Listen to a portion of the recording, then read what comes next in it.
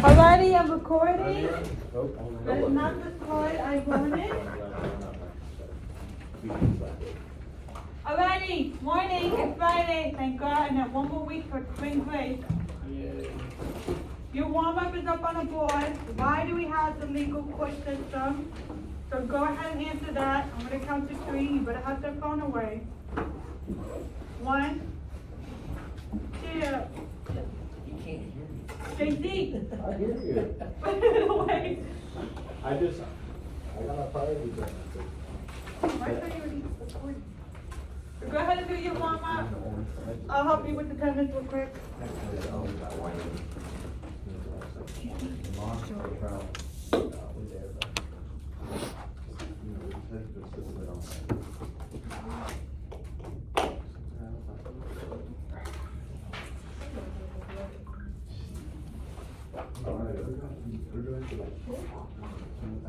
Alone.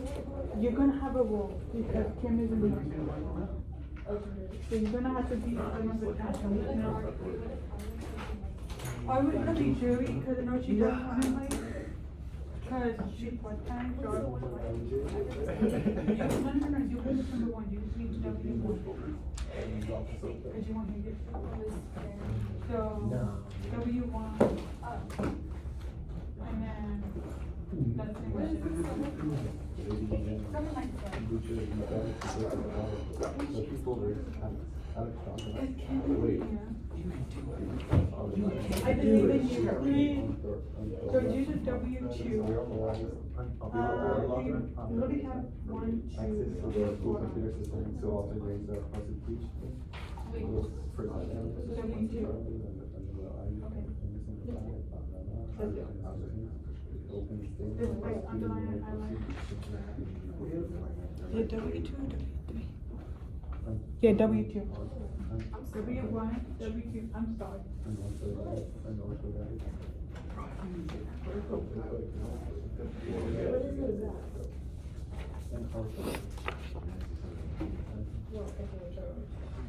How many of you need an extra minute to do the warm-up?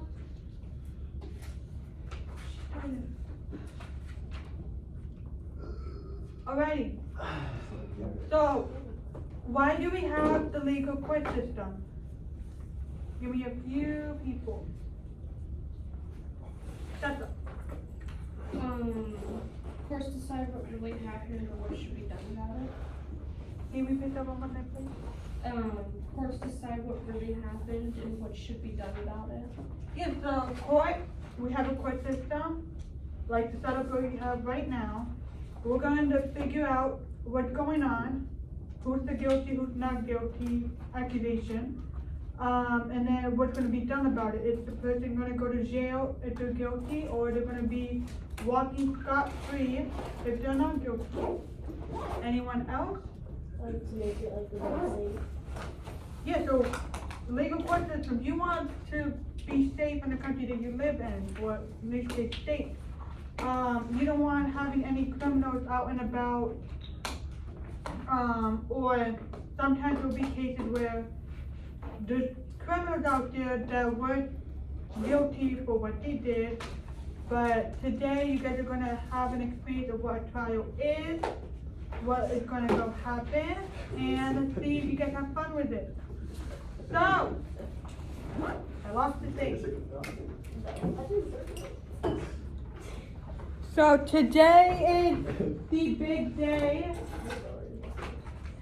You guys, the objective is to identify and explain the roles of the key participants in a mock trial or the courtroom setting, so including the prosecution, defense attorney, defendant, witnesses, judge, and jury. So we just did a warm-up.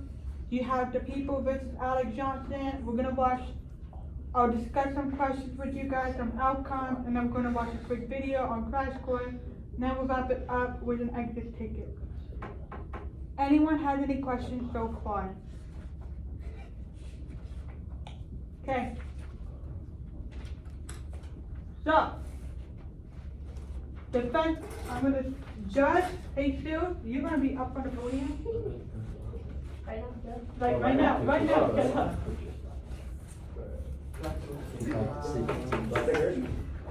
No, you could just take the script, yes, and then you have the little hammer. You witness me. So witness three, you're gonna have to sit over there. You're gonna sit over there. Bree, you're prosecutor, so you're gonna be right here. JT, you're defense attorney, so move right over.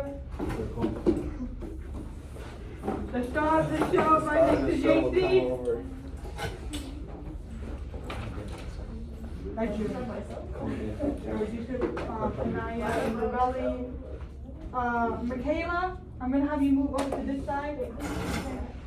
And then you two, I'm gonna have you move over to the other side.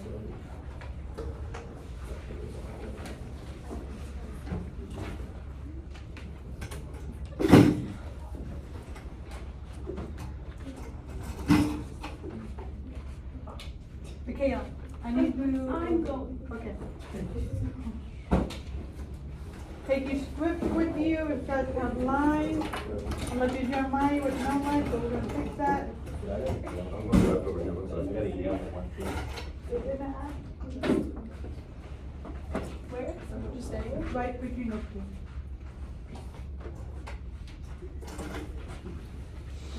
Oh, boy. Okay. I got the roll, the two,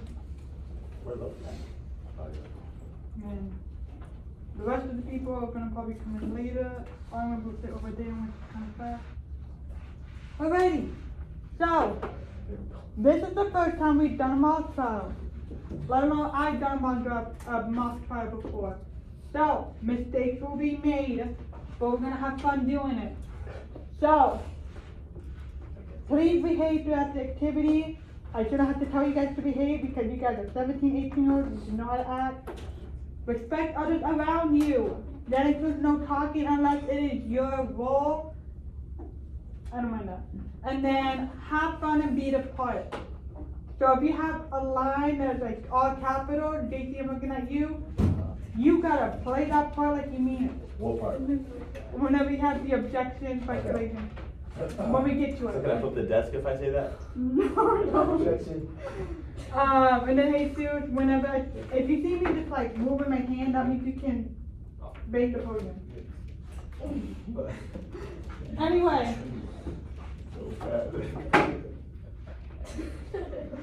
We're gonna move on. So today's mock trial case. Today we'll be conducting the trial on the people with Alex Johnson. Alex Johnson is a high school student who is accused of having access to a computer to change his grade. Will he be proven innocent or guilty in this case? Let's find out. And obviously in the picture, I found a Google image of someone's grade porter's grade and we adjusted it to fit this case. So Alex Johnson's grade, his classes, and then the orange rectangle is computer science with Miss Karen Davis. Now for the fun to begin. Let the mock trial begin.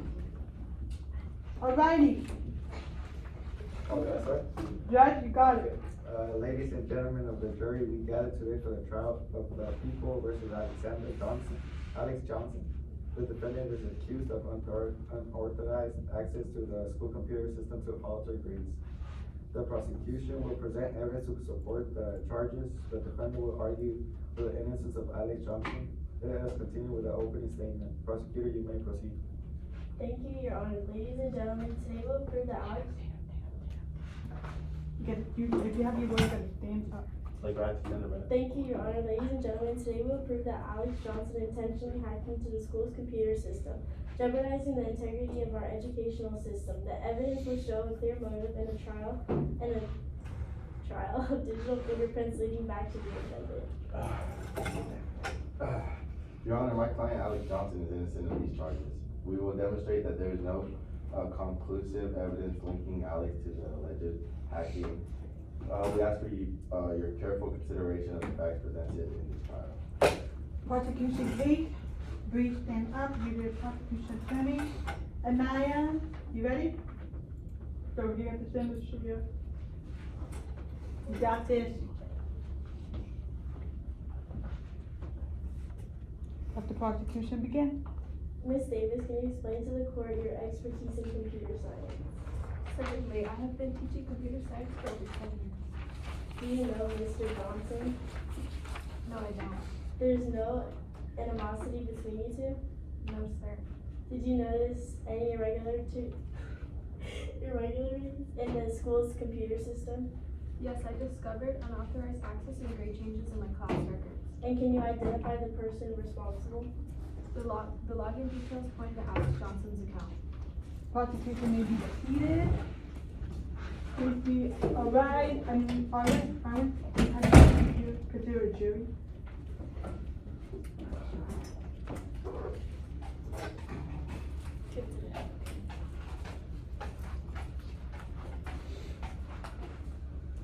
JP, go ahead.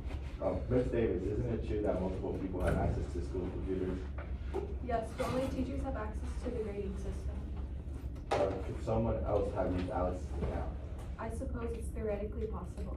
It's a yes or no question, Ms. Davis. Is it possible someone else to log into Alex's account? Yes. Alright, what is one thing, so Ms. Davis just had a prosecution in defense court case, or she been asked questions. What is one evidence can Ms. Davis present at trial that can be helpful to Alex Johnson? Or not helpful, depending. I think, so you had school computer systems, but what is also around the school, like up in the ceiling? The speakers, but starts with a C. Think of photography. Cameras. Okay. Court redirects. Prosecution may stand. What's the likelihood of someone else? Objection! Speculation! Because it's, Sustain, continue. Is it very likely someone else logged on? Yes. Alrighty. Detective Mitchell, you're up. Alrighty, get ready.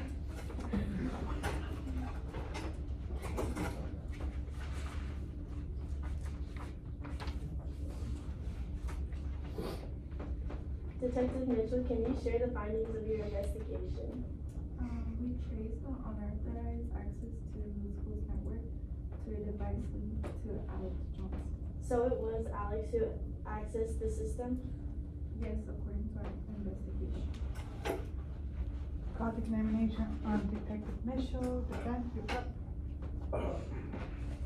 Detective Mitchell, how can we be certain the trace device was in Alex's possession? We obtained the IP address from the school security cameras, placing the device in Alex's possession. Could someone have hacked into the school's cameras? It's highly unlikely. Alright, so court redirects. They seated real quick. So, Bobby, you can go ahead and go. Detective Mitchell said it is highly unlikely. What can Detective Mitchell do to back up the witness claim that it is, again, highly unlikely for anyone to hack into the school computer cameras? Is there anything he can say or do when it comes to that? He can test for fingerprints to see if anyone has access. Obviously, forensics can look at it and see. Then he can also review the camera to see if there's any glitch or the timestamp was changed throughout the video. Prosecution may proceed. Mr. Wallington, how long have you known Mr. Johnson? I've known him for 7 years. He's my best friend. Did Alex say anything to you about hacking the school's computer system? Objection! Speculation!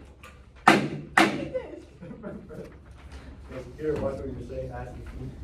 My apologies, Your Honor. Where were you at the time of the crime? I was hanging out with Alex at the park. Do you have an alibi? Yes, my little brother came with us because he wanted to come along. What time was this? Around 4. Alex left early. He had something to do. Interesting. Did he say what it was? No, he just said, I have something to take care of. No further questions, Your Honor. Defense, you may stand. Mr. Wellington, you and my client are in Mrs. Davis' computer science class, correct? Yes. How well are my client's grades in Mrs. Davis' class? He wasn't doing so good in that class. He had a 53.5%. He has missing work, but he's almost done with them. To turn it in for points, I would help him by explaining some of the questions and how to code a computer. He's getting a hang of it. Do you think Mr. Johnson was framed in this case? Yes.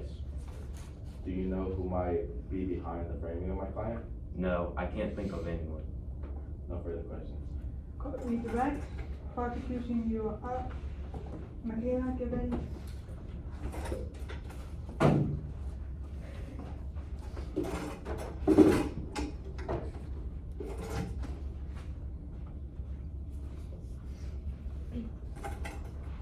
Ms. Johnson, how well does your son do in school? My son does well in school. He gets good grades and teachers love him. Before the grade change, your son was struggling in Miss Davis' class, correct? Yes, he would struggle or have missing assignments, but he's getting better.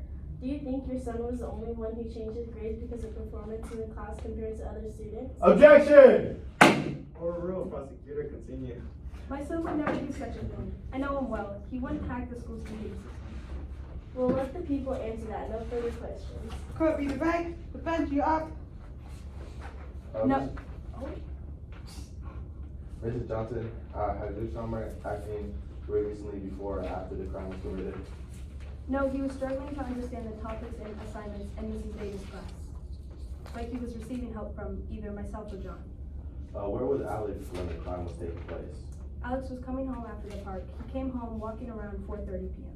Do you think your son is being framed for the committed crime? Yes, there was someone I saw that was picking up my son one time when I was. Yes, there was someone I saw that was picking on my son one time when I was picking him up from school, but I couldn't get a good look at him. But I saw something that sticked out to me. What was it? A tattoo symbol on the left side of his neck. Interesting. Do you think this person could have done it? I don't know. No further questions. Alright, we're gonna have both of you deliberate on what you think. So both stand.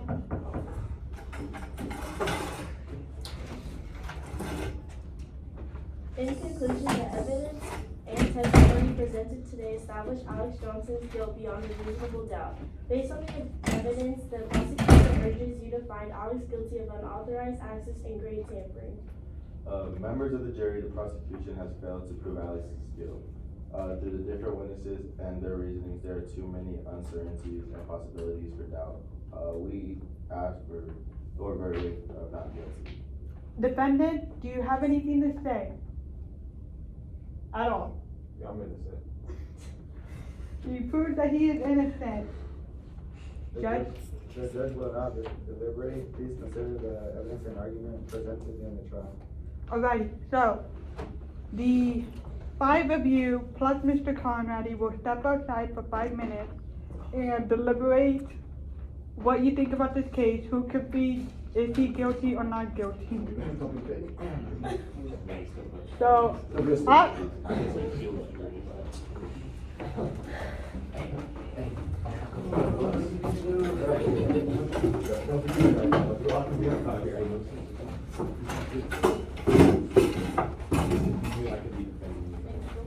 you two can sit.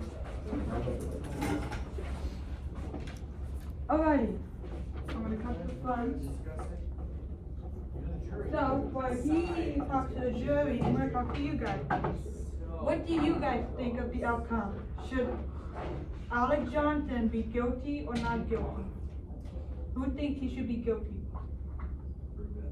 Who thinks he should not be guilty? Not guilty right here. So you two think he's supposed to be guilty? No, they all think I'm not To guilty. be honest, I was kind of like, I was just trying to read. She knows I'm not guilty. So, why would you guys think he should be not guilty? And don't say because he's your buddy. Because someone could have hacked into the account or whatever, changed the grades, you know, could have been on the teacher's computer. Yeah, but why? Like, But he's definitely guilty. He's definitely guilty. Women. Yeah. Why do you think he's guilty then? Because why is his account on? True, so didn't think of that. What if it's the only one that get caught? Yeah, there's some people also going Yeah, I mean, out. what if other people like was doing it, but he was like the last person to do it, and that's not caught. Well, then he still did it anyway. He didn't do it, though, like, say like someone else would do it for everyone else. What if everyone else did it for everyone else? But like, what are the odds? Okay, so what are the odds, like she said, and if it could be crazy, so maybe he was the only account that got hacked, everyone else was fine, so it could be like, hey, he was the only one, it could be lead to an assumption that he could have done it. But then, what about the evidence and the witnesses? Obviously, we got the mom over here. When it comes to moms and their kids, you have people who always think that the moms would say, my kid would never do such a thing because they think their kids are like sweet little angels. But we could not know. And then you got the best friend with the alibi of the little brother. If this case was longer than actually like for real life, we could have had another witness, which was the little brother. But then there was a key twist from the mom when she said she saw someone pick on Alex when he was getting picked up. He had that little distinctive tattoo at that time on his neck. Now, let's say in the Law and Order SVU episode, the detectives will always look around the school and find anyone that has a tattoo that matches to the description of the mom. So we could have also brought that witness into the case and see what's his motive, did he do it, could there be any fingerprint forensics on that, because like the fingerprints and the camera footage, if there was any timestamp change, that could be one evidence I could click in. And then for the fingerprint, if the fingerprint doesn't match Alex, it could be someone else. So Alex could be right off the bat, he's not accused of what he did. And then again, the odds are in his favor. And then, like I said, who was more believable in the witness? The 4 witnesses in front of you, so you 3, which witness sounds more believable? First, I was defending my client. Which one? You got the best friend, the mom, the t-shirt, and the detective. The best friend. Why would you think the best friend? Yeah, the best friend. Besides him being the best friend. Because he's the best friend. What about, That just makes sense, you know, it's the most logical argument. well, what if, let's say, there was a twist that the best friend did it? What if the best friend did it? Yeah. Like hacked the account? Well, let's say, like, you know, I'm innocent, it's so- like Yeah, a twist. Exactly, so we're fine. I still jumped in. I'm going to the Cause I was like, when I was making this, I was like, we could add some twist into this. Best friend could have been elsewhere, or could have made up a lie, saying that he wasn't with Alex, he was with someone else. Why don't you wait till this is Alex saying that he was. Mom could say that the kid was misbehaving at home. What? Hey, detective could say that the evidence was not brought up to me, even though there could be evidence that they could be lying. And then Miss Davis could have a grudge against the student. Maybe the student is doing good, but she doesn't like him as much as the other student. We should spell it all out. Well, we'll see what the jury says. Judge, get ready. Has the jury reached a verdict? Someone, Yeah. yes, Your Honor. Well, yeah. I think he's innocent. Please read the verdict. You think he's innocent? Find the defendant out. Wait, No, that's not. So jury, Arwen, stand up. Do you find the defendant, Alex Johnson, guilty or not guilty? We find the defendant not guilty. Judge? The court accepts the verdict. The trial is concluded. Thank you all for your participation. This trial aims to demonstrate the legal process and the importance of a fair and just trial. That was someone else. Okay. You guys are the first class to say that the defendant was not guilty. Second hour said they were guilty. So, let's go off based on what second hour thinks. So what happens next? Obviously in this case, Alex Johnson, aka Jeremiah, is proven not guilty, so he can walk free. So that means the case still continues on to see who was the man or the girl behind the change grade for Alex Johnson's grade portal. Then like I was saying with the others while the jury was out, I said how you can have either the alibi, which was the little brother, back up his claim that it was true that they were at the park and then I had to leave early, or the detective will continue the case, look around the school, find the guy with the tattoo that the mom pointed out that sticks out to her when she was picking up her son, have him sit, discuss from both sides to see, does he have a motive for what he did he do the grade change, or is this mystery gonna be a cold case at the end? So, but here's the thing, like I said 2 minutes ago, second hour said the defendant is guilty. What happens next if someone is guilty? You put him in jail. Jail time, like Bree said, and then obviously on the count, they will determine, so for this example, you be going to jail for like 10 minutes, example. But like in a real case, so let's say if it's kidnap, rape, second degree murder, any type of murder degree, you have to count it up to a life sentence or up to 25 years, or if you really outdid yourself in the crime and did something really bad, that could be death penalty or worse. And then this mock trial was something that I'd never done, and you guys, I don't know if you guys had this experience before, but what are we achieving with this mock trial? JC, put the phone on. Okay. What are we achieving? Anyone can answer this. Michaela? Knowing how national court cases. Yeah, so knowing what the national court cases are, obviously we have Supreme Court of the United States. We also have different Supreme Courts in every state. So we have an Arizona Supreme Court, where we have our famous Miranda versus Arizona court case, which I will talk about later on. But what else? You wanna make sure, well, I don't wanna give you an answer, but if you're accused, you wanna be proven not guilty, or let me rephrase that. If you were falsely accused of something that you did, you wanna be proven innocent, cause you want what kind of trial? A fair trial. You want a fair and just trial.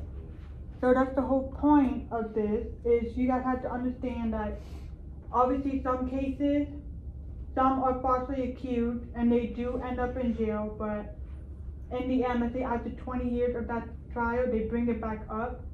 That person could be convicted of not guilty and spent their 20 years in jail for nothing. One question. And then we're going off some new vocab words for Monday. You gotta due process. So you have to protect our individual rights, especially if you're arrested. A cop gonna tell you what you did. So, Fifth Amendment, you have the right to remain silent. Anything can and will be used against the court of law. You have the right to an attorney. If you can't afford one, one will be provided for you. Did you understand what it said? Do I need to repeat myself? That's not how it ended, but something similar. And then that's the Fifth Amendment. That's how we got Miranda versus Arizona. Alfonso Miranda kidnapped and raped victims, and cops arrested him, but at the court, he mentioned how, in front of everyone, that he would never vet his rights, or the cops never told him what you did before they arrested. And then obviously, equal justice on the law. You guys want a fair and just trial. You want equality based on what happened. Even if you did convict, you want a fair conviction. So if you did kidnapping or murder, you're gonna get a fair conviction of like how many counts of this sentence or this sentence. But sometimes that doesn't happen nowadays, depending on what's going on in the world. But everyone is treated fairly, and is equal under law, and our laws, the Constitution behind you, define our rights and freedom. So we have the Bill of Rights, we have our freedom. No one can take that away from us, and everyone has the say for what we do. So, I spoke a lot. I'm going to show you guys the crash course video. Let me get this now. So, crash course, that's not what I want. This crash course video is going to talk about what we just did today, but also what you're going to learn about on Monday when we do operations of federal court. So phones away, no talking. Let's go ahead and watch this. Hi, I'm Craig, and this is Crash Course Civics, and today we're going to look at the basics of a system that affects all our lives, the law. And no, we're not going to be talking about the laws of thermodynamics. That's Hank's show, so we'll be bringing the heat. The law affects you even if you never committed a crime, because there's so much more to the legal system than just criminal justice. And even though we're going to focus mainly on courts, the law is everywhere. If you don't believe me, read the user license on your next new piece of software. Or if you fly anywhere, read the back of your plane ticket. Hopefully it won't be more entertaining than what you're watching now, but that's examples of the law.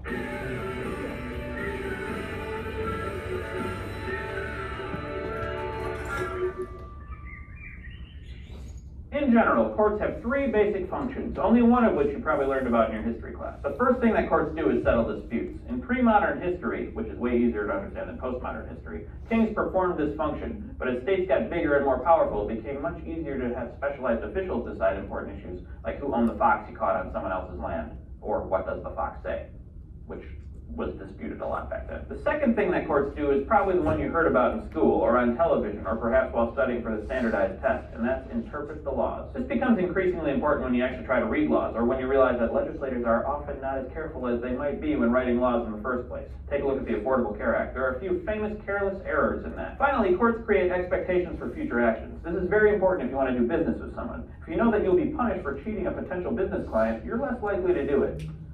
Still, you might, because there are a lot of jerks out there who would. Are you one of them? Don't be. At the same time, if you know that people will be punished for cheating you, you're more likely to do business. And it's courts that create the expectation that business will be conducted fairly. Interpreting the laws can help this too, since the interpretations are public and they set expectations that everyone can understand and know what the law means and how it applies, and then world peace. No more law breaking ever. The first thing to remember about courts in the US is that most legal action, if it occurs in court at all, occurs in state court. And if it occurs at night, it occurs in night court. Because this is mainly a series about federal government and not Indiana government or sitcoms about court in New York, I'm going to focus mainly on the federal court system, which has four main characteristics. One, the federal court system is separate from the other branches of government. The executive can do the job, just like kings used to, but we have separation of powers, so we don't have to be at the mercy of kings. Have you seen Game of Thrones? Two, the federal courts are hierarchical, with the Supreme Court at the top and turtles all the way down. No, not turtles, sorry. I meant lower courts. What this means is that when a lower court makes a decision, it can be appealed to a higher court that can either affirm or overturn the lower court's decision. The third feature of federal courts is that they're able to perform judicial review over laws passed by Congress and state legislatures, and over executive action. And the fourth aspect of federal court system is that you should know that the federal judges are appointed for life, and their salaries can't be reduced. This is to preserve their independence from politics. Sounds like a pretty sweet deal. Remember when I told you that the legislature makes the laws? Well, that was true, but it's also not the whole story. Legislatures, both state and national, make laws, and these written laws are called statutes. In continental Europe, those are pretty much all the laws they have. Statutes. Statutes everywhere. And statues. That place is filled with art. They had the Renaissance there, you know? But in the US and England, which is where we got the idea, we have something called common law, which consists of the past decisions of courts that influence future legal decisions. The key to common law is the idea that a prior court decision sets a precedent that constrains future courts. Basically, if one court makes a decision, all other courts in the same jurisdiction have to apply that decision, whether they like it or not. The collection of those decisions by judges becomes the common law.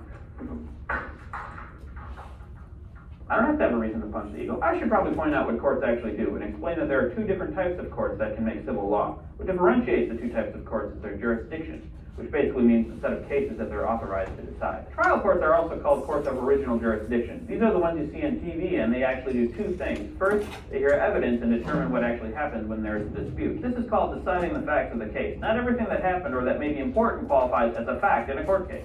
Those are determined by the rules of evidence, which are complicated and would really slow down an episode of Law and Order. After the trial court hears the facts of the case, it decides the outcome by applying the relevant law. What law they apply will depend on statutes, and in some cases, what other courts have said in similar situations. In other words, the common law. You might have noticed that I've been referring to courts, not judges or juries, because not all trials have juries. Bench trials have only a judge who determines the facts and the law. Besides, who decides what in a court case isn't really that important. More than 90% of cases never go to court, by the way. They just get settled by lawyers out of court. But say you actually go to court and you lose.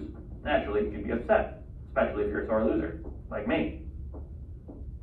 Shut up. You have a choice. You can give up and go back to your normal loser life, or you can appeal the trial court decision to a higher court, an appeals court that has, you guessed it, appellate jurisdiction. Did you actually guess that? That'd be amazing. Appeals courts don't hear facts. Who wants those? They just decide questions of law, so you don't have to bring witnesses or present evidence, just arguments. In most cases, if you want to bring a successful appeal, you need to show that there was something wrong with the procedure of your trial. Maybe the judge allowed the jury to hear evidence they shouldn't have heard. Maybe one of the jurors was a cyborg. Here's the way that these courts connect to what I was saying before about common and statutory law. Most common law is made by appeals courts. And because appeals courts have larger jurisdiction than trial courts, appeals decisions are much more important than trial court decisions. So now I'm going to talk about the three types of law, and it's going to get confusing. We should probably go to the thought bubble for some nice, compelling, intriguing animations. The two main types of law are basically the Bruce Banner of law. They're the criminal law and civil law, but they can sometimes morph into the incredible Hulk of laws, public law. Public law smash abuse of government authority. If you watch TV or movies or read John Grisham novels, you're probably familiar with criminal law. Criminal laws are almost always statutes written by legislatures, which means that there's an actual law for you to break. In most states, the criminal laws are called the penal codes. In a criminal dispute, and it's a dispute because the government says you broke the law and you will say you didn't, the government is called the prosecution, and the person accused of committing the crime is called the defendant. Almost all criminal cases happen at the state level, and for this reason, it's hard to know exactly what is or is not a crime in each state. Although murder is a crime everywhere. There are also some federal crimes like tax evasion, mail fraud, and racketeering. If you're suing someone or being sued, you're in the realm of civil law. Civil cases arise from disputes between individuals, or between individuals and the government. When one party, the plaintiff, claims that the other party, the defendant, has caused an injury that can be fixed or remedied. If the plaintiff proves his or her case, the defendant must pay damages. If you lose a civil case, you don't go to prison or jail in most circumstances, but you may end up losing lots of money, and that sucks. I love money. Cases about contracts, property, and personal injuries, also called torts, are examples of civil law. So under certain circumstances, a civil or criminal case can become public law. This happens when either the defendant or plaintiff can show that the powers of government or the rights of citizens under the Constitution or a federal law is involved in the case. Also, if the law gets exposed to gamma rays. Law smash! For example, in a criminal case where the defendant claims that the civil rights were violated by the police, the decision can become public law. Thanks, Thought Bubble. So those are the basics of the court system in the U.S., and you can see that there's a lot to keep straight.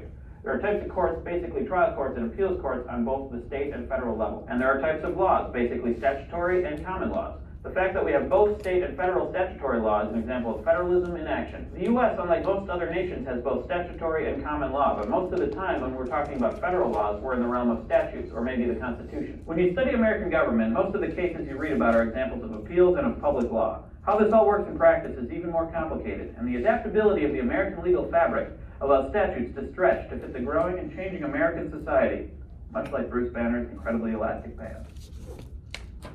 Thanks for watching. I'll see you next time. Alrighty. I'm getting angry. Oh. Anyway, so we have the adversary system, aka Breed, and JC, who is defense and prosecution attorney. And then you have the defendant, Jeremiah, who played Alex Johnson.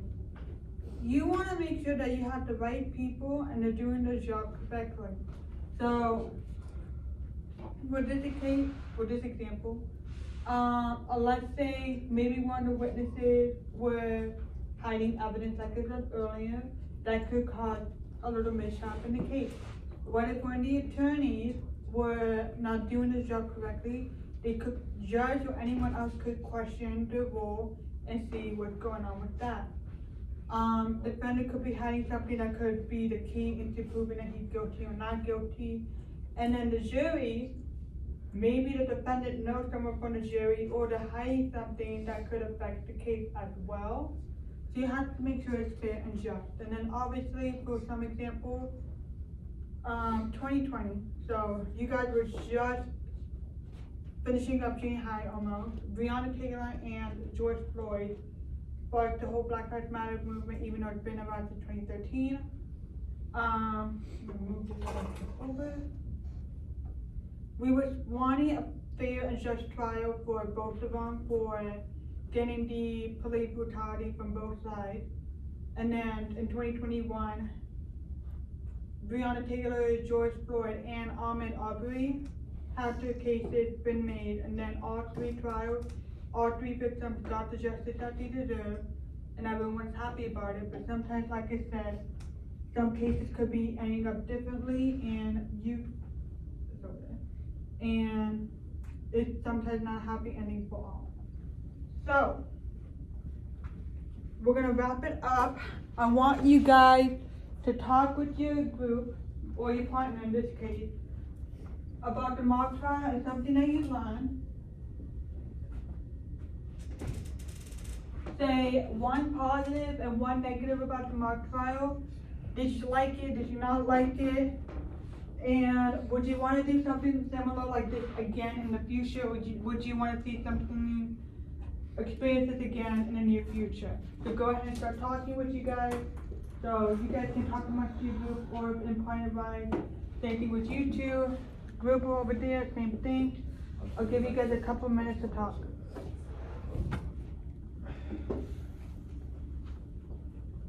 I see you talking, not quick.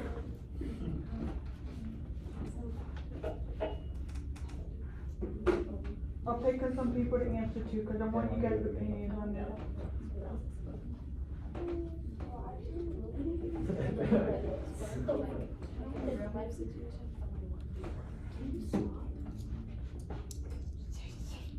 Yeah. Gang. Hey, guys. Just like I said, that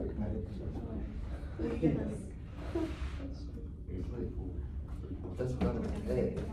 Like, I mean, nothing really does.